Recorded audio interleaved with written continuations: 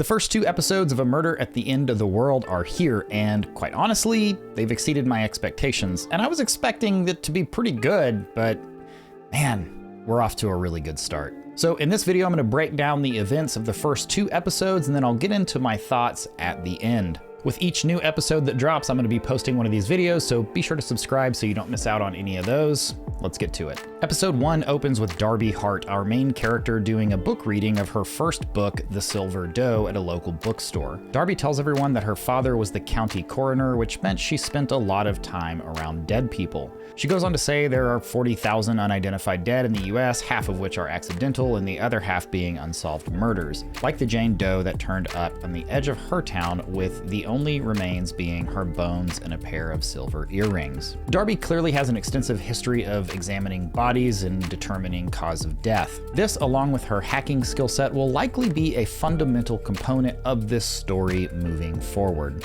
She goes on to talk about a man named Bill who she met on an amateur sleuthing site, which is basically like a citizens detective forum. Bill believed, along with Darby, that the Silver Doe was just one of many victims of a serial killer, and after a year of investigating, they found what they believed was the killer's first address. We then cut to a flashback of Darby and Bill in a motel plotting to break into the killer's home.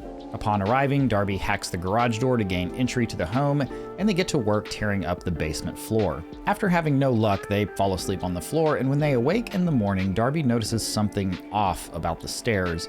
So they tear into them and find the body of the killer's wife. Moments later, the killer enters the home with a gun, and Bill steps in front of Darby to protect her, and then we hear the sound of a gunshot as we cut back to present day in the bookstore. At the conclusion of the reading, one of the people in the audience asks what happened with Bill, but we don't get to see Darby answer. Darby heads back home and receives a text with a download link from someone named Ray, claiming to be tech billionaire Andy Ronson's assistant. The link installs an augmented reality app onto her phone, which allows Ray to interact with her and extend an invite to Andy Ronson's 2023 retreat to discuss technology's role in ensuring a human future.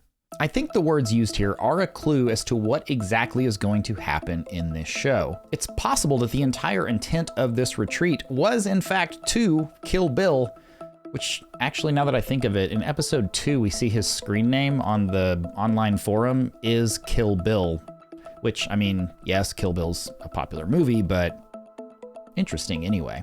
Anyway, maybe Andy will use this experience to train his technology or his AI to learn from this experience and make life better for all humans in the future? I know, it's out there. Let's move on. Ray tells Darby that Lee Anderson, the female hacker that Darby admires, will also be there. Darby calls her dad the next day, and after talking it over, decides to accept the offer. At the airport, Darby is told they need to perform a health check and swab her mouth. I'm not buying this for a second. I don't think that mouth swab had anything to do with a health check, and they're gathering her DNA for some other purpose. And I'll actually talk about that later. Aboard the plane, we're introduced to several other characters and learn that the retreat is always made up of 5 invited by Andy and 4 invited by Lee, and that the attendees are made up of builders and non-builders, builders being people that build companies and solve world problems. During the flight, Darby has a flashback dream that shows us that Bill left her after the events in the serial killer's basement. Plane lands in Iceland, and the group is taken to a hotel where they meet Marius, the hotel manager. He provides them with their key ring, which grants entry into their rooms and various other parts of the hotel, with the exception of certain private sections of the hotel. Darby gets to her room, and Ray, the AI assistant, greets her and gives her a rundown of the tech in the room and how she can interact with him. She then heads to dinner, where we're introduced to Andy and Lee as they kick off the festivities. Andy talks about introducing Ray to the world as an alternative intelligence assistant. He says he built the hotel in Iceland because it's one of the last pieces of true nature still in existence. He goes on to say that all the guests there are original thinkers, and that's why they were all invited. After his speech, Bill arrives at the table, taking Darby by surprise. After dinner, the guests meet out at the hot springs and theorize as to why they're there, and Darby discusses her past relationship with Bill. Darby leaves the group to head inside and runs into Bill.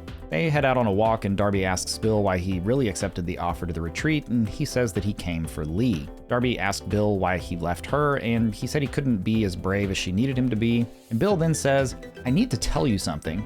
and asks her to come back to his room, which she declines. Darby heads back to her room and Ray runs a hot bath for her. She then does some research online and finds images of Lee and Bill together in New York. Darby goes to meet Bill in his room where she hears noises on the other side of the door. She knocks repeatedly, but he doesn't answer, so she heads outside to get a look in Bill's window. She quickly spots blood in the room, and then Bill falls to the floor in front of her and appears to die as the episode ends. All right, moving into episode 2, it picks up right where we left off with Darby frantically searching for someone who can help Bill. While this is happening, we're seeing flashbacks to Darby as a young girl with her father as he's called out to investigate a body. In Bill's room, Sean says that Bill passed after overdosing on morphine. Darby is taken to a new room by a woman named Eva and is told she should get some sleep. Darby takes some sleeping pills that Eva gave her and goes to bed.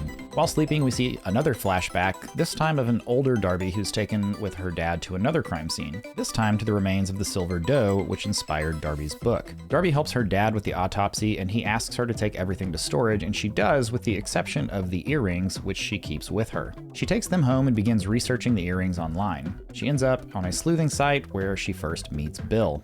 She begins a chat with him and says the earrings don't fit the victim and that she believes a trucker may have dumped the body and planted the earrings. Darby awakes the following day and joins the others for breakfast, where Andy announces the death of Bill due to overdose, which Darby clearly isn't buying. Darby says she was with Bill when this happened and she saw him dying.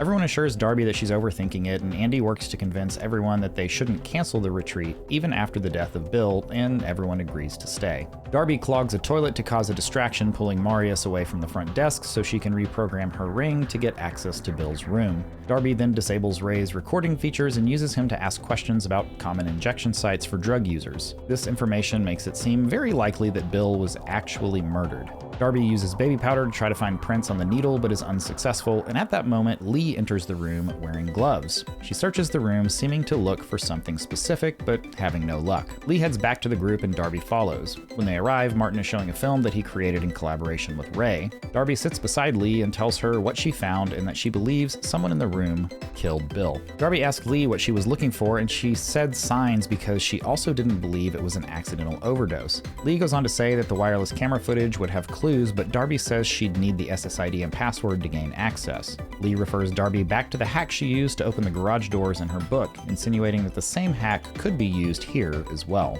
In another flashback, we see Darby and Bill working together on the Silver Doe case, and they find a woman in Missouri who seems to have escaped the same killer. Bill wants to pick Darby up and go interview her, but Darby says she can't. Bill then directs Darby to a railroad track where he's hacked lights to send a happy birthday message to her in Morse code. We're back in present day with Darby, where this memory appears to spark an idea as she locates a smart bulb in the hotel and uses it to hack into the network. She finds the footage from outside Bill's room that night, and it shows Bill entering the room, followed shortly after by Zeba, who pauses at the door for a moment, then leaves. Next, we see a masked figure at the door, but before we see more footage, Darby's pulled away by the ambulance loading Bill's body and taking him away. The episode ends with another flashback showing us the first time Darby and Bill meet in a local bar called Ray's Tavern, which I certainly don't think is a coincidence. All right, so first I'll just share some of my main thoughts and takeaways from these first 2 episodes. You could call them theories, I guess, but I'm not going to go full-on theory mode as I really feel like there's not a lot to work with. But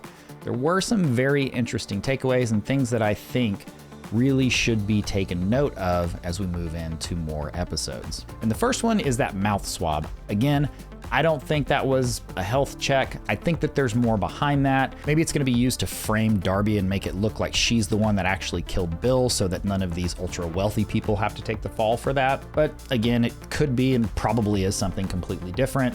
Let me know what you think about the mouth swab thing down in the comments. In terms of the killer, I think it's way too early to make any call there. There's still way too many characters, some of which haven't done anything in the show, so really, really early to try to make a call as to who killed Bill. But I think some interesting things to note here were Zeba's pause at the door that we got on camera. But considering what she said to Darby in the hot springs about the literal only reason she's there was to meet Bill, I think she might just be creeping on him outside his room. I don't think that she necessarily was like gonna kill him. I think that's probably a red herring or something. I don't think I'm gonna linger on that one for a while. As of right now, I don't have anyone specifically that I think is definitely gonna be the killer or who I think is more likely to be the killer, but I will say I do think everything is being coordinated by Andy. I think the entire thing is being set up by him.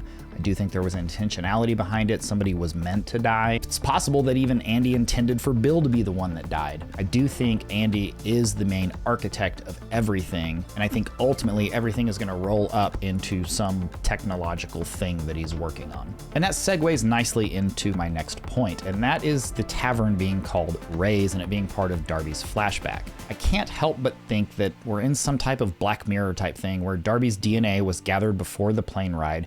She took a drug from Lou May, and now things are happening in some sort of simulation or futuristic tech that we often see in a Black Mirror-like episode. But I'm not sure that's what's happening, and quite honestly, I hope that's not what's happening. I think we have plenty of that in Black Mirror and things like it, so hopefully that's not true, that's not what's happening, but that is where my brain went when I started putting all these things together from these first 2 episodes. All right, I really think we're off to a great start here. I think the writing, the acting, the pacing, everything was very, very well done, and I think we're in for a great season of television with this show. Definitely let me know your thoughts and theories down in the comments. I hope to see you after future episodes. Thanks for watching. See you next time.